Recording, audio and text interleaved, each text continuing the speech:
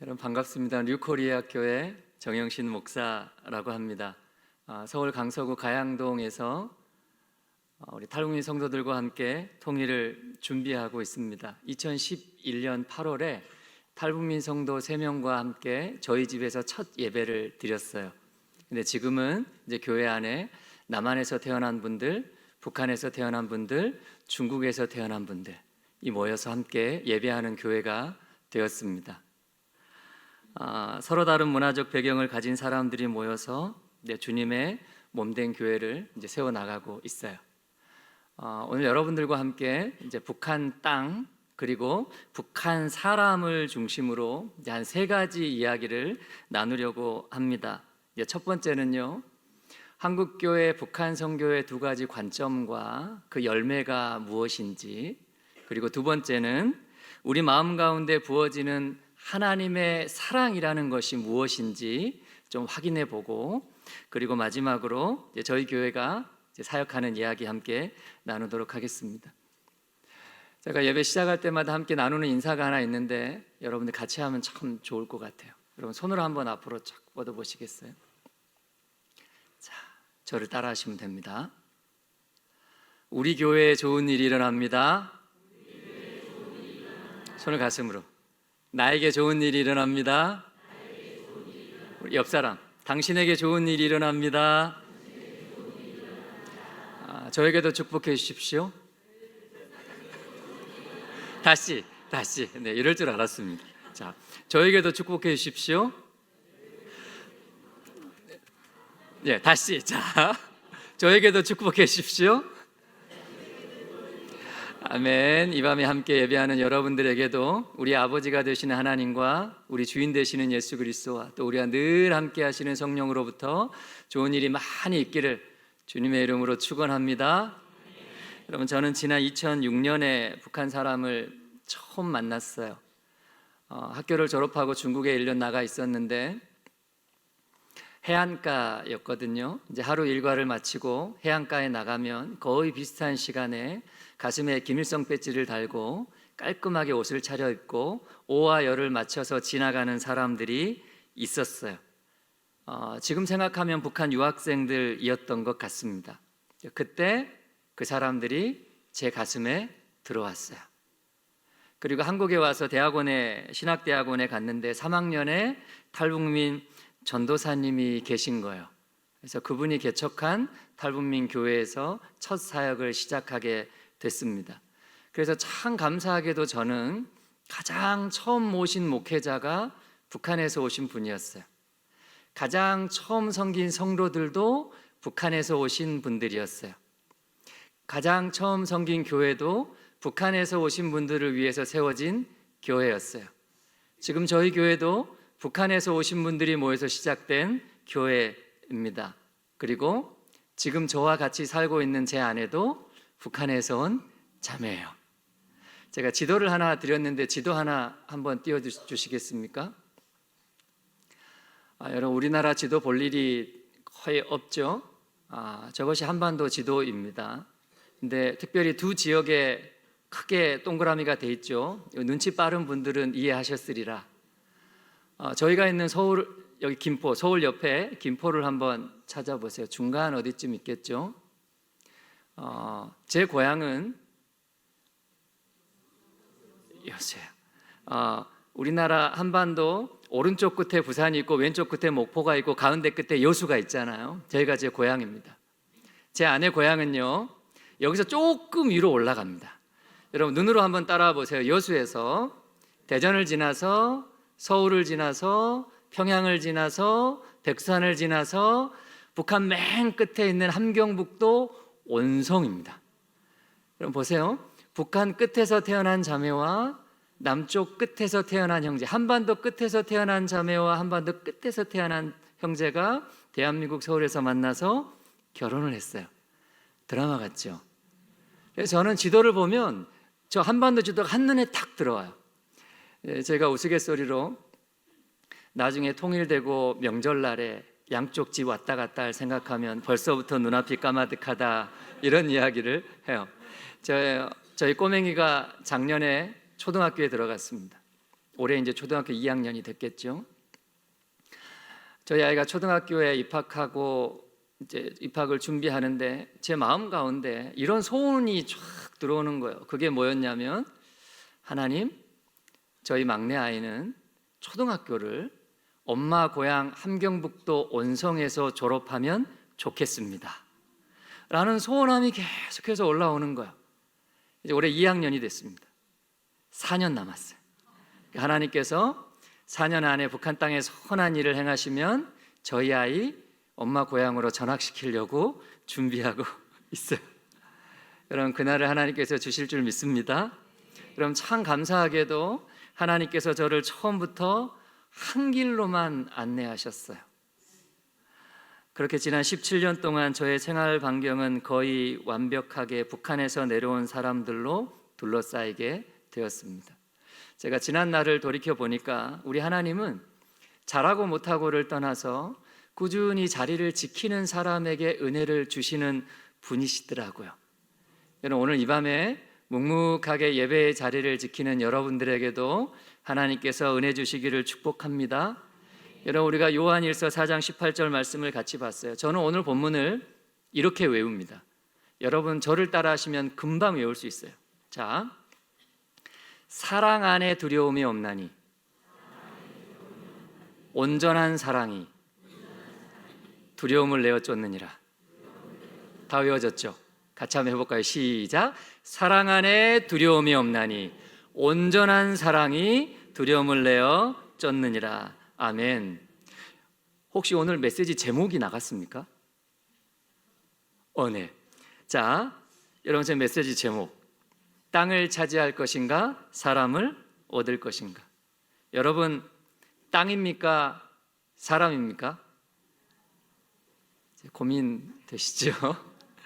여러분, 땅을 차지하기 위해서는 총칼이 필요하지만 사람을 얻기 위해서는 사랑이 필요하다고 오늘 우리에게 말씀해 주고 있어요. 그럼 제가 그동안 이제 북한과 관련된 참 많은 사람들을 만나게 됐어요. 그런데 그러는 중에 이해되지 않는 한 가지 사실을 발견하게 되었습니다. 오랫동안 북한을 품고 기도해온 분들이 정작 한국에 들어와 있는 북한 사람들에게는 관심이 없더라고요. 저는 이게 참 이상했어요. 여러분, 나중에 통일이 되면 북한에 교회를 세우겠다고 돈을 모으고 준비하고 있는 남한 교회가 정작 한국에 와 있는 북한 사람들이 세운 교회에는 관심이 없더라고요. 저는 이것도 참 이상했어요. 그런데 나중에 알고 보니까 이분들의 관심이 북한 사람에게 있는 것이 아니라 북한 땅에 있더라고요. 북한 땅을 변화시켜 달라고 수십 년을 기도했는데 북한 땅이 변해요? 안 변해요? 아무 일도 안 일어나니까 기도해도 소용이 없더라 실족하는 거예요. 어느 날 북한이 핵을 쏘아 올리면 기도를 멈추는 거예요. 그리고 실망하고 돌아서는 거예요. 그런데 여러분, 우리가 북한 선교의 열매를 북한 땅이 아니라 북한 사람으로 보기 시작하면요, 이미 우리 주변에는 확인 가능한 수많은 북한 선교의 열매들이 있습니다. 지금 한국에 들어와 있는 3만 명의 탈북민들 중에 무려 1만 탈북 기독인들이 있어요. 이분들 중에 목사, 전도사가 된 분들이 최소 200명입니다. 이분들 중에 지금 신학교에서 공부하고 있는 탈북 신학생들이 80명이에요. 이분들을 통해 세워진 탈북민 교회가 전국에 70개를 넘었습니다. 여러분, 이게 이제 비율적으로 얼마나 대단한 수치인지 제가 다시 한번 말씀드릴게요. 대한민국 전체 기독교 비율은요 20%가 채 안 됩니다. 그런데 탈북민들의 기독교 비율은 40%가 넘어요. 2배 이상 높아요. 대한민국 국민 500명당 1명꼴로 목회자가 세워졌거든요. 그런데 이에 반해서 탈북민들은 150명당 1명이 목회자로 준비되어 있어요. 3배 이상 높아요. 대한민국 전체 인구 1000명당 교회 1개가 세워져 있거든요. 그런데 탈북민 교회는 전체 탈북민 인구 400명당 1개가 세워졌어요. 2.5배 높은 수치. 어떻게 설명이 안 되는 수치인 거예요.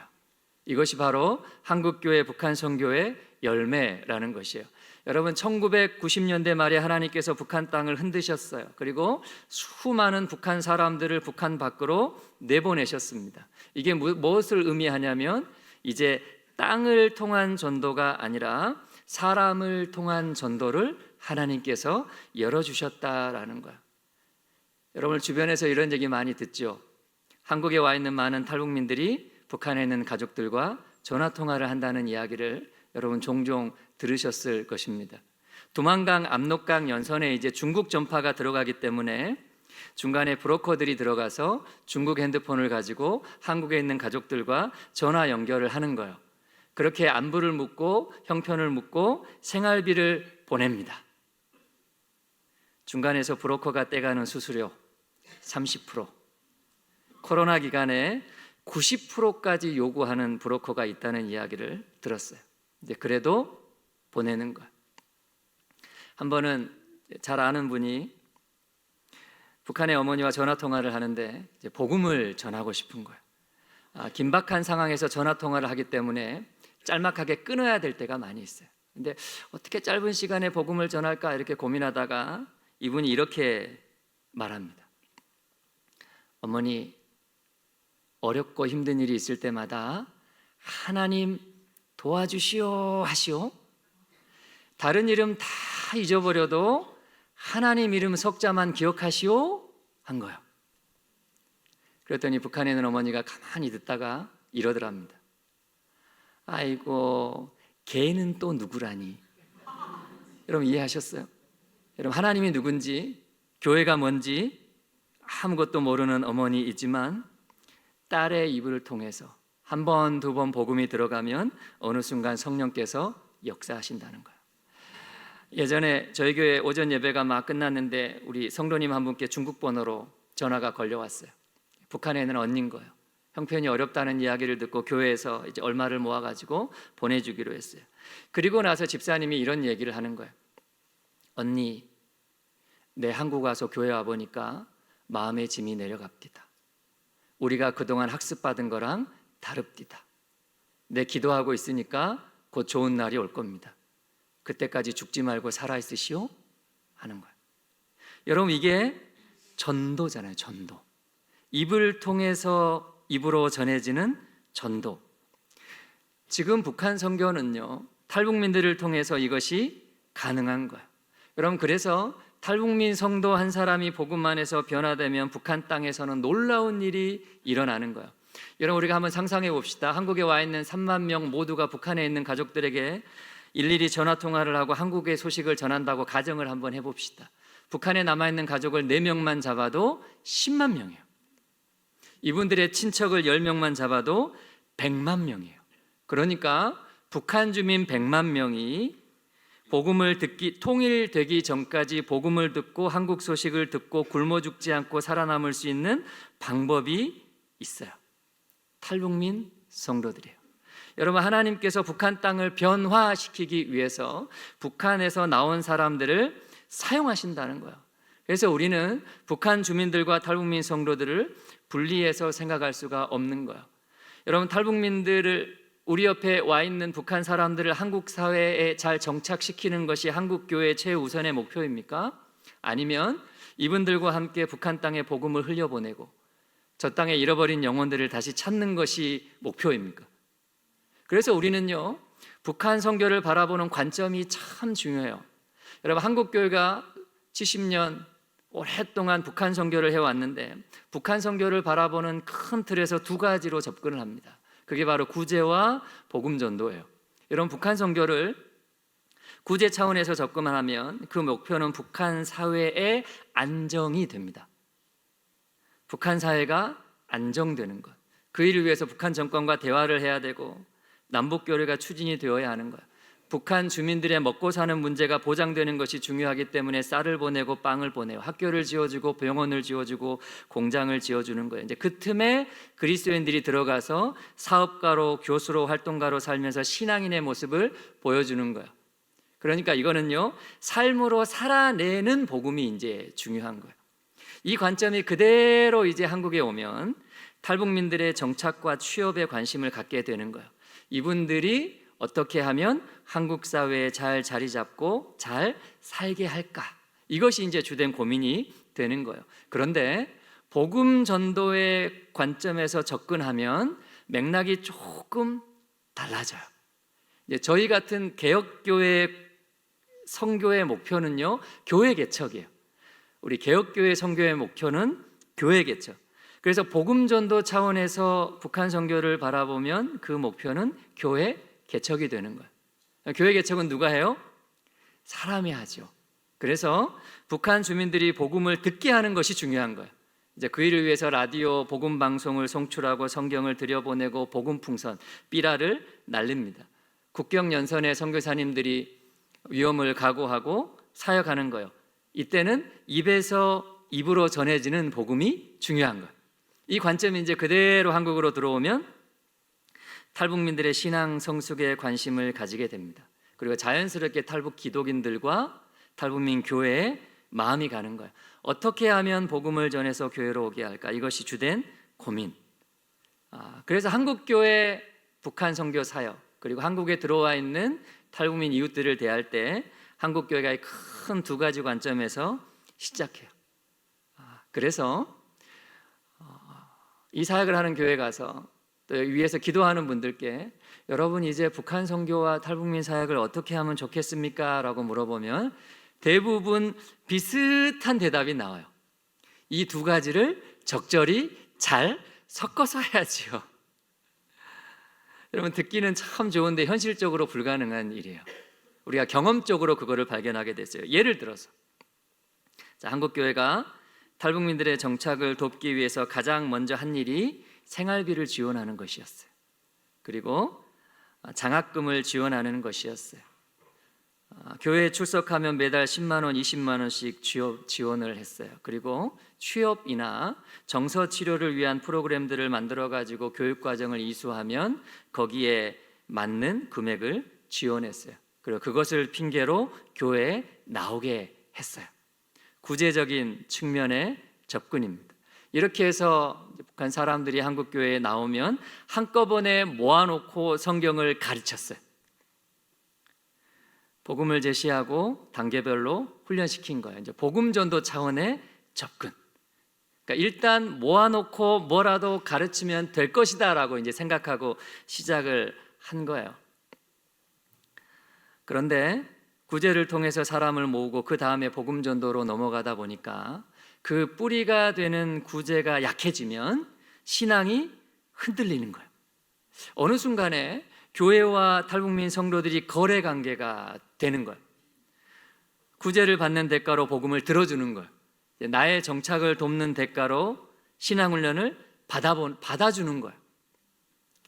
그러다 보니까 믿음이 잘 자라지 않더라. 구제가 멈춰지면 교회를 떠난다더라. 서로 이제 상처를 받는 거예요. 근데 여러분 이거는 누가 누구를 욕할 문제가 아닌 거예요. 거래 관계가 끝나면 관계를 정리하는 게 당연한 거잖아요. 손해본다고 생각하는데 누가 남아있겠어요? 그러니까 교회가 먼저 구제라는 수단을 통해서 탈북민들을 모으고 기존 교회 안에 있는 봉사자들과 연결해가지고 섬기려고 하다 보니까 탈북민 우리 이웃들이 한국교회 안에 들어올 때 한 가지 이제 낙인이 탁 찍히게 되는 거예요. 이분들은 섬김의 대상이고 구제의 대상이다. 여러분 일반 새신자들과 구분해서 생각하는 거예요. 그래서 10년이 지나고 20년이 지나도 이 시각이 바뀌지 않는 거예요. 교회에 똑같이 나와가지고 똑같이 새가족 훈련을 받고 똑같이 제자 훈련 과정을 마쳐도 교회가 우리 사람들을 리더십으로 세우지 않더라는 거야. 이것이 이제 한국 교회의 딜레마예요.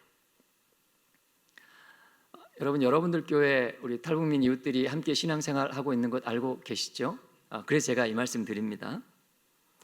그동안 구제를 통해서 탈북민 이웃들을 모았는데 이제 그것이 아니면 무엇으로 이 사람들을 모으나? 근데 여러분 이거는 참 이상한 고민인 거예요. 여러분 곰곰이 한번 생각해 보세요. 여러분들 교회가 구제를 잘해서 여러분들이 신앙인이 되었습니까? 아닌 것 같죠? 아닌 것 같아요. 구제를 통한 전도가 아니라면 무엇이 그 대안이 되어야 되는가? 여러분 그건 우리가 다 아는 거예요. 그런데 그렇게 잘 안 하는 거예요. 그게 뭐예요? 관계입니다. 관계. 우리 주변의 탈북 어르신들은요, 우리 집에 매주 반찬을 해다 주는 그 한 사람이 중요한 거예요. 누가 나의 필요에 관심을 가지고 있는가. 젊은 탈북 엄마들은요, 우리 아이의 학교 생활에 관심을 가지고 진심을 다해서 기도해 주는 그 한 사람이 중요한 거예요. 얼마나 나에게 복음을 잘 가르치는가가 아니라 얼마나 나에게 관심이 있는가예요. 교회가 얼마나 크고 잘 이렇게 세팅되어 있는가에 관심이 있는 것이 아니라 나에게 복음을 전하는 그 사람은 과연 어떤 사람인가에 관심이 있는 거예요. 그러니까 구제 이전의 관계. 그래서 우리가 교회 안에서 직분으로 우리 사람들을 만나는 것이 아니라 일상생활 속에서 이웃으로 만나는 거죠.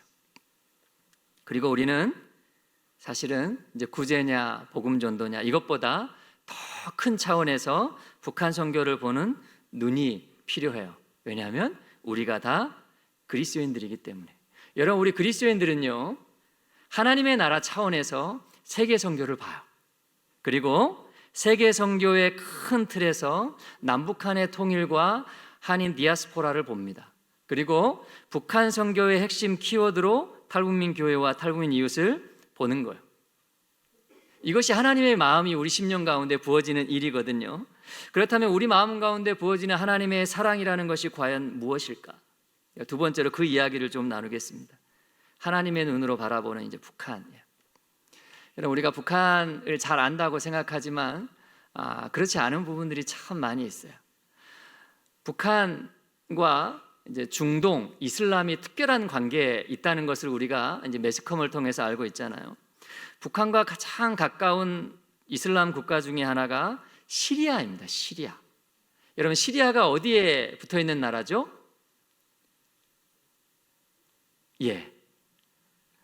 자, 이스라엘을 기준으로 요단강 동편에 요르단이 있고 그 위에 시리아가 있어요. 그러니까 이스라엘과 국경을 맞닿고 있는 나라 중에 하나입니다.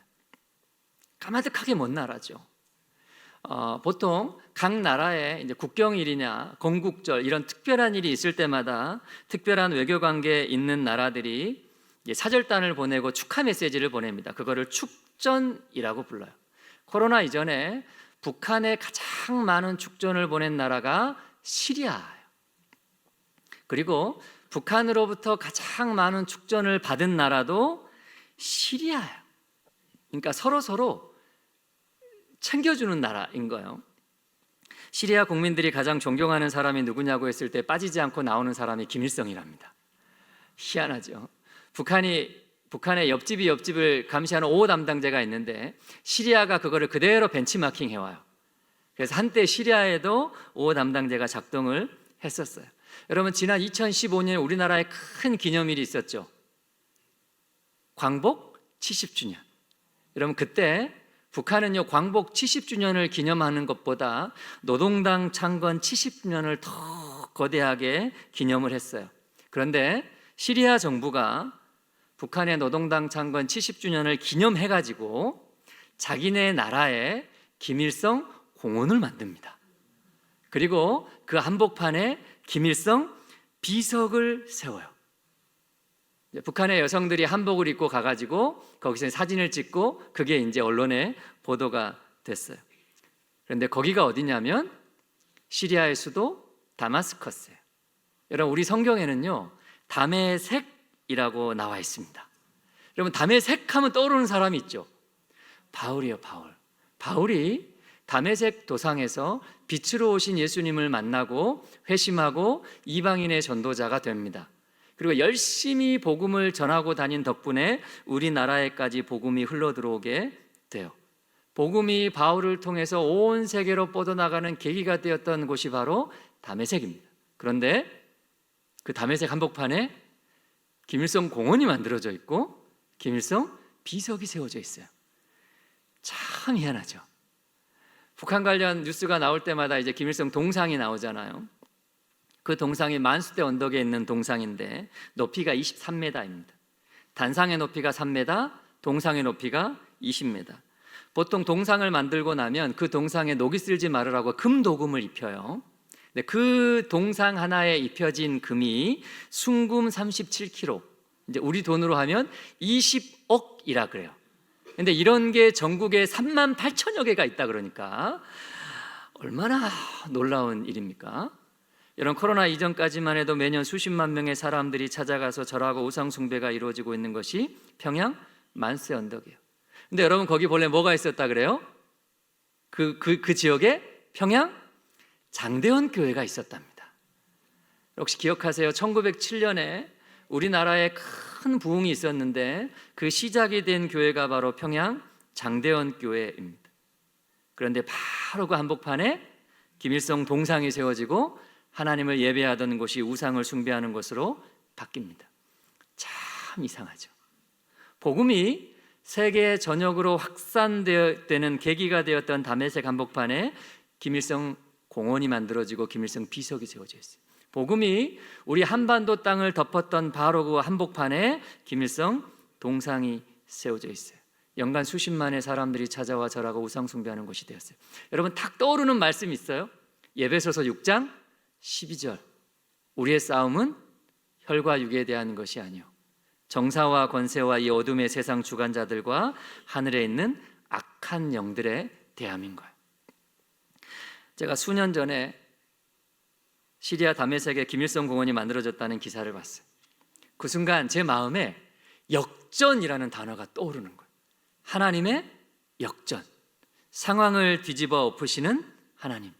저 지금 북한은요, 우리 시대 세계가 가장 주목하고 있는 나라입니다.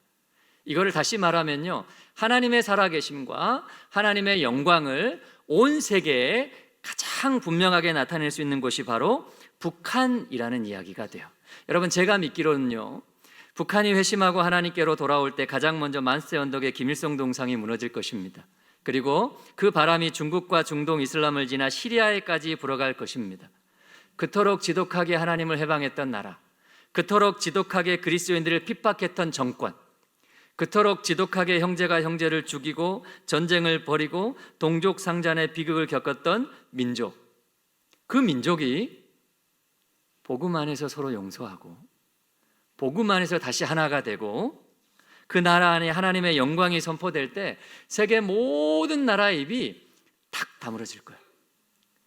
한 민족이 복음 안에서 변화될 때 저렇게까지 놀라운 일이 일어날 수 있구나라는 가장 분명한 예시가 될 것입니다. 그것이 지금 우리 앞에 있는 북한이에요.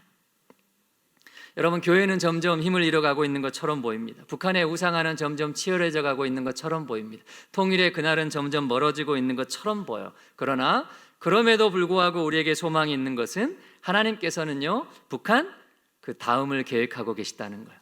하나님께서는 우리 민족을 통해 세계 열방을 내다보고 계시다는 거예요. 우리가 한 민족이면서 여러 나라에 흩어져 나가 살고 있는 사람들을 한인 디아스포라라고 부르잖아요. 여러분 우리 한인 디아스포라가 흩어져 나가 살고 있는 나라 숫자가 자그마치 194개국입니다. 우리가 흔히 이제 유엔에 가입된 나라 193개국이거든요. 그보다 하나 더 많은 나라에 우리 민족이 나가 살고 있다는 거예요. 짧은 기간 동안 우리 민족은 지난 150년 동안 194개국에 무려 750만 명이 흩어져 나가 살고 있어요. 우리 민족은요, 사방으로 찢기고 흩어진 민족인 거예요. 그러나 우리의 아픈 현실이 하나님의 손에 올려질 때 우리는 세계적으로 가장 광활한 인적 네트워크를 가진 민족이 되는 거예요. 하나님께서 마지막 때 흩어진 우리 민족을 다시 모으신다는 거예요. 그것이 몇 년 전부터 시작된 한류 열풍 아니겠어요? 여러분 지금 북한은 폐쇄된 나라라고 생각을 하는데 러시아나 중국 중동 지역에 공식적으로 수교를 맺고 유학생으로 노동자로 외교관으로 자유롭게 오고 갈 수 있는 나라 숫자만 해도 40개국이 넘습니다. 그런데 이들 대부분의 나라가 공산주의 국가이거나 이슬람 국가들이에요. 복음이 들어가기 힘든 나라들이에요. 복음의 불모지들이에요. 그런데 북한 사람들에 대해서는 우호적인 나라. 그래서 우리 5천만 대한민국 국민과 2,500만 북한 주민과 750만 한인 디아스포라가 복음 안에서 하나가 될 때 세계적으로 놀라운 일이 일어나는 거예요. 그 중심에 남북한의 통일이 있어요. 그래서 여러분, 우리가 북한을 생각할 때 단순하게 한민족의 하나됨을 위해서 남북한의 통일을 위해서 기도할 뿐만 아니라 하나님의 영광이 온 열방 가운데 선포되는 것을 보기 위해 통일을 품고 기도하는 거예요. 북한 선교는 북한이 종착점인 것이 아니라 세계 선교의 시작점에 있는 거예요. 이 일을 위해서 하나님께서는 세계 여러 나라의 그리스도인들에게 한반도 통일의 비전을 심어주시는 거예요. 여러분, 남미에 있는 어떤 성도들이 한반도 통일을 위해 기도하고 있다는 이야기를 들어요. 유럽에 있는 어떤 교회들이 남북한의 하나됨을 위해 기도하고 있다는 이야기를 들어요. 대한민국이 어디 붙어 있는지도 모르는 예언가들이 한반도 통일을 선포하고 있어요. 여러분, 왜 그래요? 우리 민족의 하나됨을 통해서 하나님께서 세계 선교를 완성하실 것이기 때문입니다. 우리는 열방의 제사장 나라 소명을 다하기 위해서 통일을 간구하는 거예요. 여러분, 하나님의 사랑이 우리 마음 가운데 부음받는다는 것은 이런 거예요. 하나님의 꿈과 하나님의 비전이 우리 마음속에 충만해지는 것. 여러분, 제가 오래 살지는 않았지만 우리가 참 짧은 인생을 살잖아요. 여러분, 한 가지 권면 드립니다. 우리가 너무 우리 가정에 매여 있지 마시기를 바랍니다. 우리가 너무 우리 자녀들에게 매여 있지 마시기를 바라요. 우리 친구들은 너무 진로에 매여 있지 말게 되기를 바라요. 여러분, 너무 우리가 내가 섬기는 교회 안에만 머물러 있지 마시기를 바라요. 여러분, 너무 우리나라 안에만 머물러 있지 마시기를 바라요. 여러분, 하나님께서 주시는 비전에 대해서 반응한다는 것은요, 우리의 지경을 넓히는 거예요. 생각의 지경을 넓히는 거예요. 내 가정 안에만 머물러 있던 생각을 이 땅에 들어와 살고 있는 탈북민 가정을 향해서 넓히는 것, 내 자녀 안에만 머물러 있던 생각을 북한 땅에서 자라나고 있는 아이를 향해서 넓히는 것, 우리 교회 안에만 머물러 있던 내 생각을 이 땅에 세워진 탈북민 교회와 이제 곧 하나님께서 북한 땅에 세워질 교회를 향해서 넓히는 것, 우리나라 안에만 머물러 있던 생각을 하나님의 나라와 열방을 향해서 넓히는 것. 여러분, 그럴 때 우리는요, 불가능한 일이 가능하게 되는 선한 통로로 쓰임받는 거예요. 여러분, 우리 교회가 통로로 쓰임받아 온 이야기 마지막으로 나눌게요. 여러분, 저희가 교회를 개척하고 이제 7년이 지나서 자의반, 타의반 3달 동안 안식월을 갖게 되었어요. 그렇게 일주일쯤 잘 쉬고 있는데 하나님께서 이제 제 마음 가운데 탁 찾아오셨어요. 그리고 전혀 생각지 못한 감동을 탁 주시는 거예요. 그게 뭐였냐면 빚을 갚아라. 제 마음속에 계속해서 빚을 갚으라는 감동이 계속해서 올라오는 거예요. 제가 당황했어요. 혼잣말로, 하나님, 제가 빚이 없는데요. 저희 교회 한 달 임대료 꼬박꼬박 잘 내고 있는데요. 다른 탈북민 교회들 조금씩 섬기고 있는데요. 우리 교회가 빚이 없는데 무슨 빚을 갚으라는 겁니까? 한참을 고민하는데 한 가지가 생각나는 거예요. 저희가 2011년에 저희 이제 신혼집에서 예배를 시작을 했어요. 그리고 1년 지나서 이제 15평 되는 조그마한 상가 예배당을 얻어 나왔어요. 근데 그때 보증금이 1,500만 원이었습니다. 근데 이 돈을 그 당시에 개척한 지 5년 된 남한교회가 이제 저희 교회 이야기를 듣고 본인들 교회의 전세금 일부를 빼가지고 저희 교회에 보내주신 거예요. 그러니까 빚을 내서 저희를 섬겨준 거예요. 그걸로 이제 우리 교회 예배당이 시작이 됐는데 이게 빚이라는 거예요. 순간 제 마음에, 아니 하나님, 갚으라고 안 하는데요. 한 달 헌금해서 한 달 사는 교회가 어느 세월에 그거를 모아서 갚습니까? 그렇게 몇 날을 고민하다가 결국 이제 제가 포기를 했어요. 하나님, 제가 안식월 끝나고 교회 돌아가면 제일 먼저 그 돈을 모아서 갚겠습니다. 4월 초에 교회로 돌아왔어요. 제가 12월 말에 안식월 떠났는데 교회 떠나기 전에 그때 이제 우리 교회의 통장에 남아있던 교회 전 재산이 165만 원이었습니다. 이걸 이제 집사님과 얘기 나누면서, 집사님, 이제 우리 한 달 동안 또 우리 성도님들 헌금하시면 교회 임대료하고 관리비하고 주일 식사 준비하는 비용이 될 거예요. 조금 남을 텐데 그거는 우리가 섬기는 몇몇 탈북민 교회들 보내주시면 됩니다. 잘 부탁드려요. 그리고 제가 교회를 떠났어요. 안식월 끝나고 돌아와서 총당을 다시 봤어요. 아까 얼마 있었어요? 165만 원이었던 것이 1650만 원이 돼 있는 거예요. 제가 놀랬죠. 이게 무슨 일이야 이렇게 보니까 연말 연초에 성도님들 보너스 받은 것 헌금하고 11조 그동안 못 내신 분들 모아가지고 헌금하고 해가지고 이렇게 불어나 있는 거예요. 그러니까 늘 있던 목사가 없으니까 교회가 어떻게 될까 싶어가지고 성도들이 이제 더 열심을 내서 3달 동안 이제 교회를 섬긴 거예요. 그러니까 거의 정확하게 1,500만 원이 불어나 있는 거예요. 빌립보서 2장 13절에 이렇게 말씀합니다. 너희 안에서 행하시는 이는 하나님이시니 자기의 기쁘신 뜻을 위하여 너희로 소원을 두고 행하게 하시나니. 이게 무슨 말이냐면요, 마음을 주시는 분도 하나님이시고 준비도 하나님이 하시는데 그 결정은 우리에게 맡기신다는 거예요. 그 다음 주에 이제 집사님들 10명 모아가지고 재직회를 했어요. 여러분, 안식월 시작하고 며칠 후에 하나님께서 제 마음에 빚을 갚으라는 마음을 주셨어요. 그런데 안식월 끝나고 교회 돌아와 보니까 딱 그 금액만큼 불어나 있어요. 저는 이게 하나님께로부터 온 감동이 맞는 것 같습니다. 여러분들이 모아놓은 1,500만 원 빚 갚는 데 씁시다. 그러니까 분위기가 어땠을까요? 목사가 안식월 3달 잘 쉬다 와서 제일 먼저 한다는 이야기가 달라고 하지도 않는 돈을 돌려주자고 하니까 우리 집사님들이 다 이제 당황한 거예요. 제가 얼른 얘기했습니다. 하나님 주신 감동은 맞는 것 같은데 안 해도 괜찮습니다. 하면 좋겠는데 안 해도 괜찮습니다.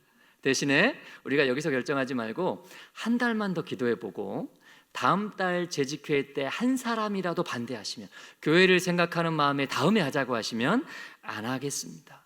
한 달 후에 결정하십시오. 그리고 이제 헤어진 거예요. 그 한 달 동안 이제 제 마음이 타들어갑니다. 분명히 이분은 안 된다고 할 것 같은데 따로 가서 이야기를 해야 되나. 이제 한 달이 지나고 다시 모였어요. 여러분, 다시 한번 말씀드리지만 안 해도 괜찮습니다. 하면 좋겠는데 안 해도 괜찮습니다. 근데 그 자리에서 10분이 다 찬송한 거예요. 그래서 제가 바로 우리 북한 출신 집사님 한 분, 남한 출신 집사님 한 분을 세웠어요. 그래서 두 분에게 이제 두 분은 이 금액을 어디에 보낼지 정해가지고 저에게 알려주세요. 그러면 우리 교회 8주년이 되는 8월 달에 그거를 전달을 하십시다. 2가지 조건이 있습니다. 하나는 다시 달라고 할 수 없는 곳에 보냅시다. 그리고 또 하나는 우리 교회처럼 교회가 개척되는 곳이면 좋겠습니다. 6월이 되고 7월이 됐어요. 두 분이 오셔서 하는 말씀이, 목사님 아무리 고민해도 어디에 보내야 될지 모르겠어요. 이제 겁나는 거예요. 목사님 알아서 하세요. 그리고 돌아가지고 오신 거예요. 그래서 제가 그러면 우리끼리 고민하지 말고 이 금액을 처음에 7년 전에 우리 교회 후원한 그 교회에 다시 보냅시다. 그 교회가 많이 부흥해가지고 지금도 매년 한두 교회씩 개척을 하고 있는데 그 교회에 쓰라고 목적 헌금하십시다라고 보냈어요.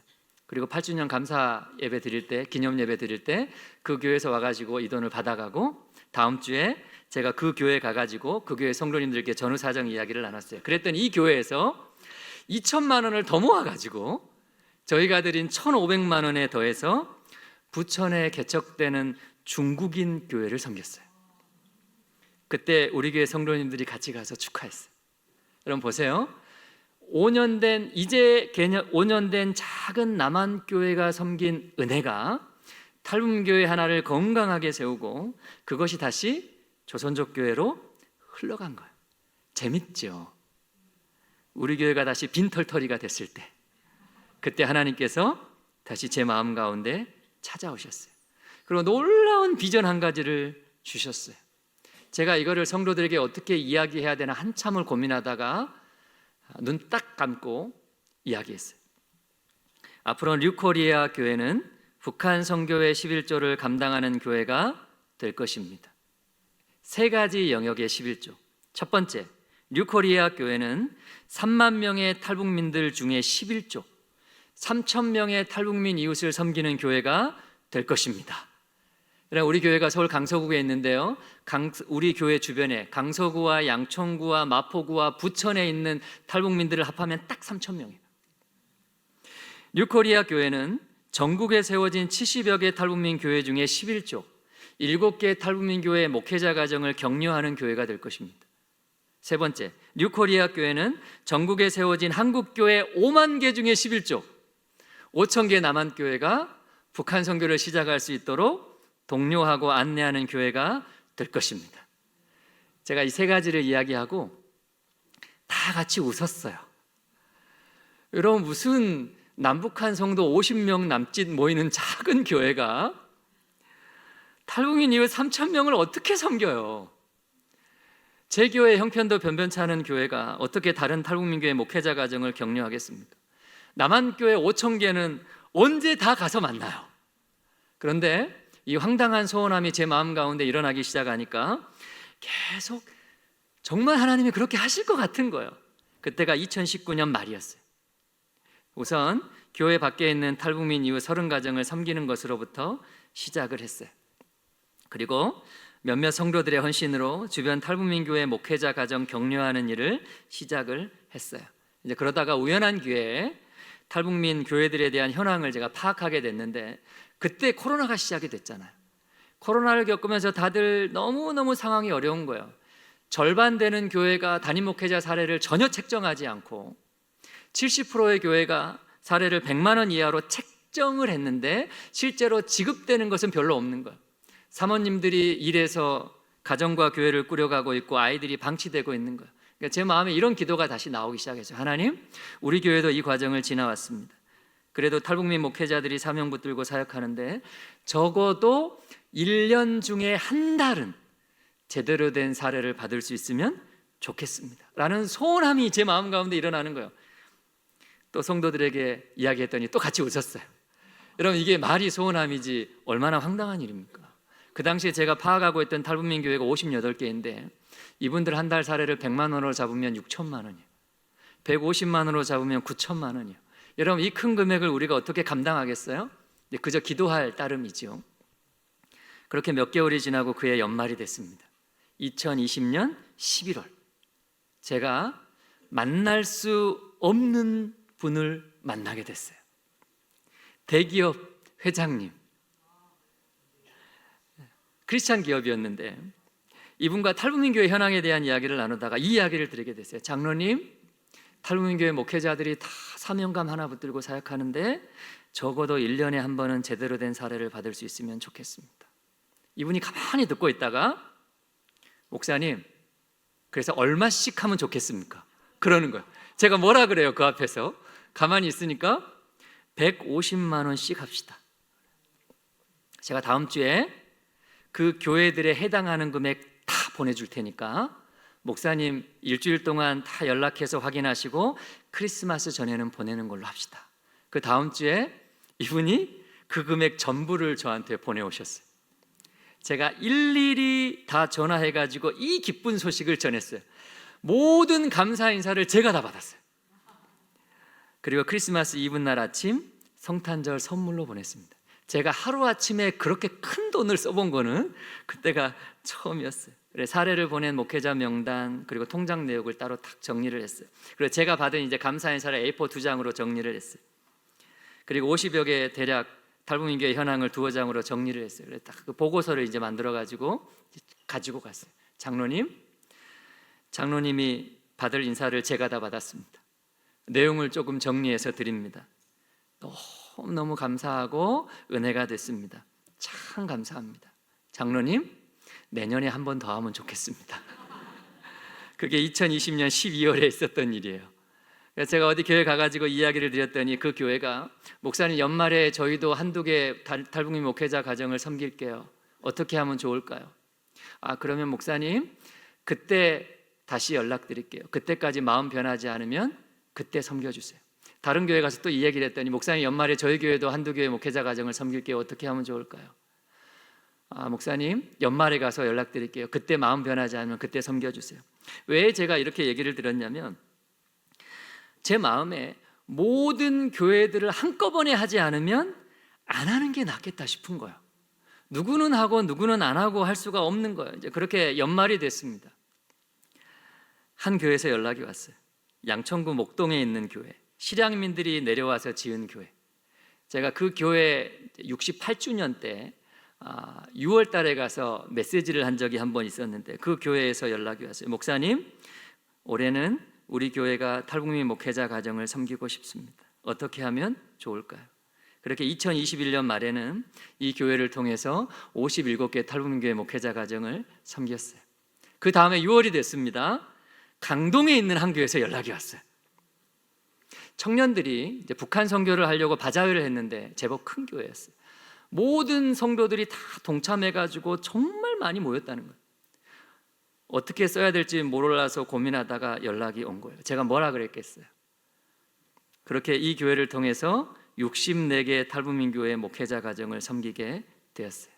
지난 코로나 기간에 제가 뒤집어 보니까 7번에 걸쳐서 탈북민교회 목회자들 한 달 사례를 섬겼더라고요. 여러분, 하나님께서 일하실 때 한 사람의 마음 가운데 도저히 불가능한 꿈을 심어주시는 거예요.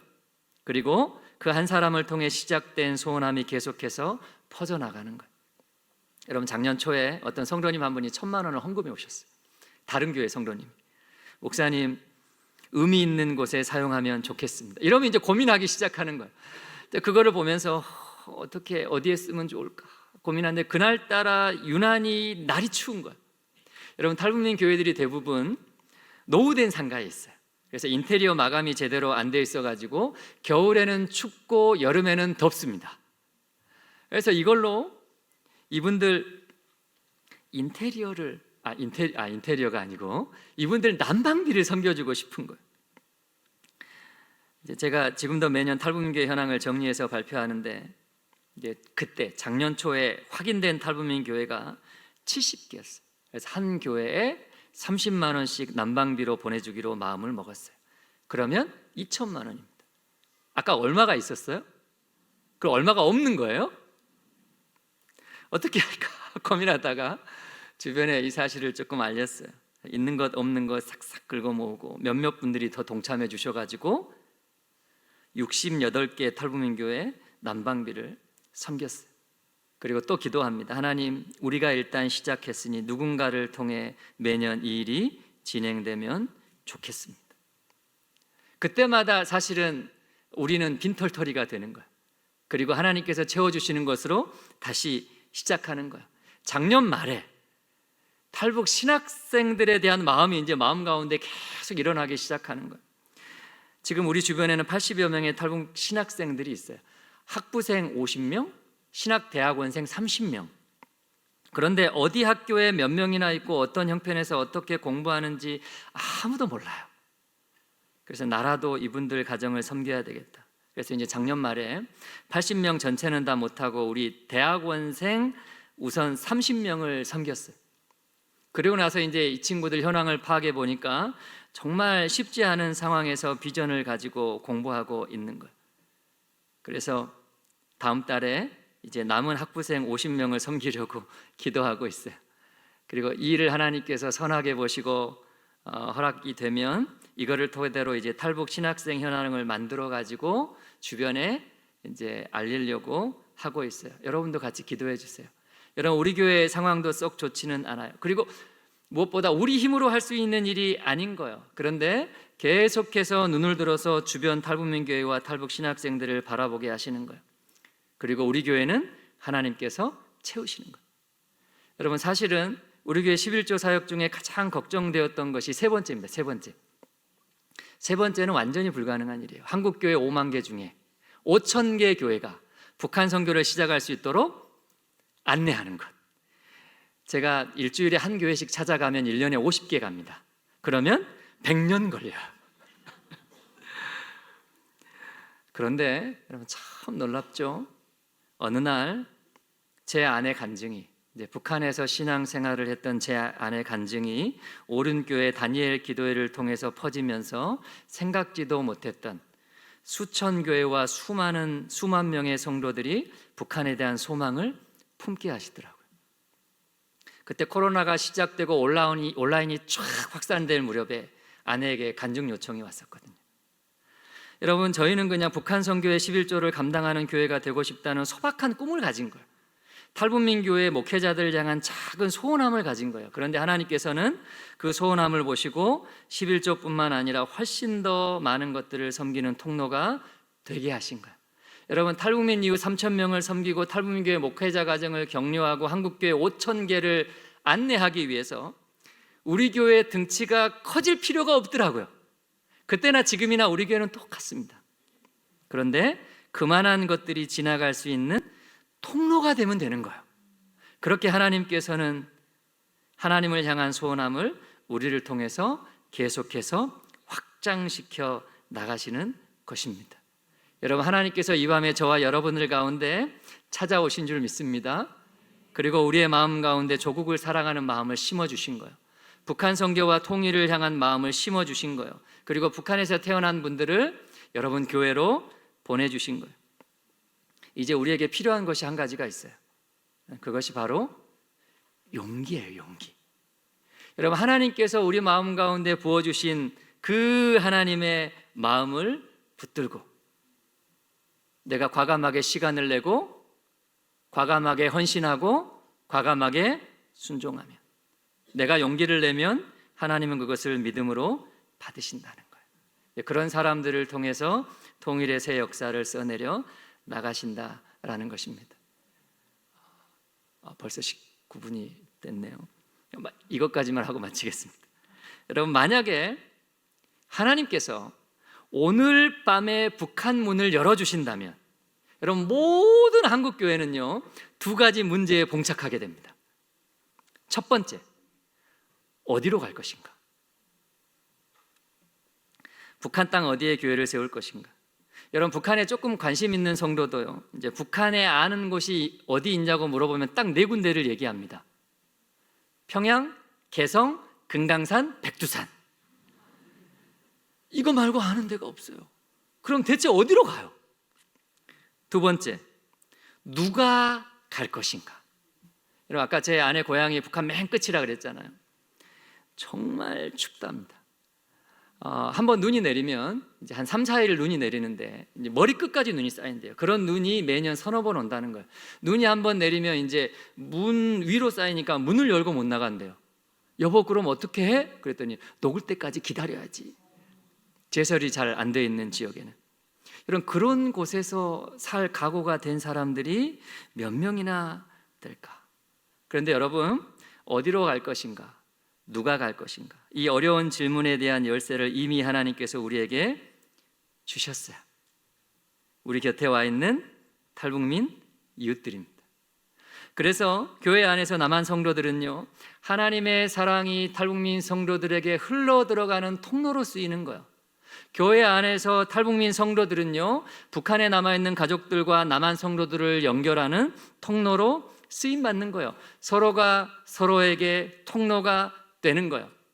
서로가 서로의 사역이 대상이 되는 것이 아니라 서로가 서로에게 하나님의 것이 흘러가는 통로가 되는 것. 여러분, 북한 땅의 문이 열리면 저희는 일단 아내 고향집을 다시 찾기로 했어요. 함경북도 온성에 올라가서 예배를 시작하기로 했어요. 저희만 올라가기는 조금 그러니까 30명 정도 팀을 짜가지고 같이 올라가려고 그럽니다. 그날이 겨울이 아니기를 기도하고 있어요.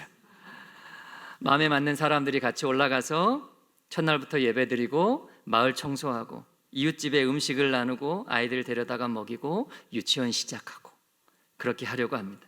그곳에서 자리가 잡히면 이제 함경북도 선봉으로 옮겨가서 2번째 십자가를 올리려고 그래요. 아내 증조부가 예전에 목회하시던 교회 터가 거기 남아있어요. 그리고 거기서 교회 터가 잡히면 아래로 내려와서 함경남도 함흥의 3번째 십자가를 올리려고 기도하고 있어요. 아내 고모가 예배하던 집터를 다시 찾으려고 그럽니다. 아내랑 지금 여기까지 이야기가 됐어요. 여러분, 제가 이렇게 얘기하니까 북한 땅이 여러분들 코앞에 있는 것 같지 않습니까? 여러분, 하나님께서는 이 일을 위해서 우리 곁에 북한 사람들을 보내주셨다라는 거예요. 동역자로 보내주셨어요. 그리고 서로가 서로에게 통로가 되는 거예요. 여러분, 꿈꾸는 교회 모든 성도님들이 하나님의 통로로서 선하게 쓰임받게 되기를 주님의 이름으로 축복합니다. 주님의 이름으로 축복합니다. 제가 한번 기도하겠습니다.